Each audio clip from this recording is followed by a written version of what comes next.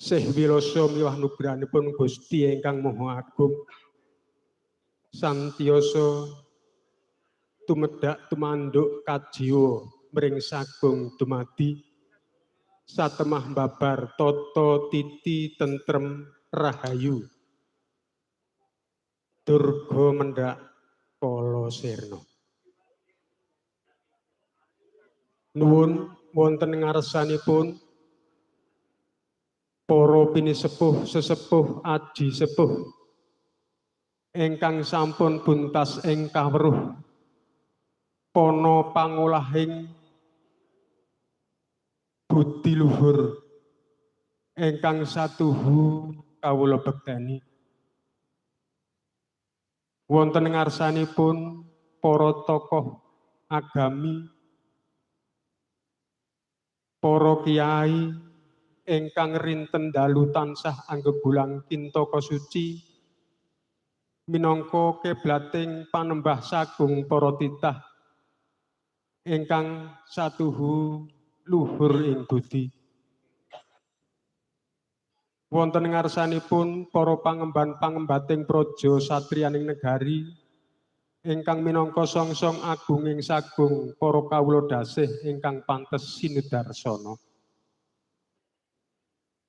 Langkung-langkung wonten ngarsanipun Bapak Bupati, Bapak Camat, Bapak Lurah,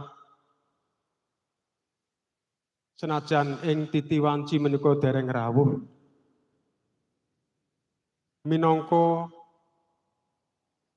pangarsaning sagung para kawula dasih ingkang pantes sinudarsana.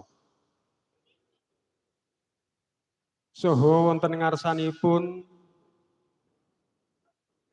Ibu Lia Amelia minangka DPRD Kabupaten Semarang ingkang satuhu kawula hormati. Saha wonten ngarsanipun para tamu undangan kakung Sumawana Putri ingkang kawula tresnani. Minangka purwakaning atur kawula ngunjukaken puji mah panusyukur wonten ngarsanipun Gusti ingkang Maha Agung.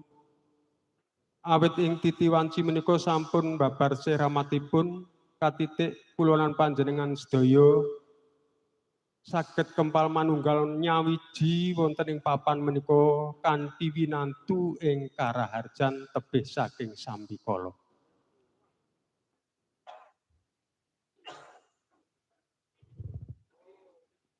Bapak Ibu lan para kadang kinasih, boten katalumpen kawula ugi ngaturaken agung panuwun dhateng sedaya para pengrawit, Ibu Waranggana miwah Bapak Dalang Ki Jumari ingkang ing wanci menika sampun sumekta ing dadi badhe atur panglipur dhateng sagung para masyarakat wonten ing daerah mriki.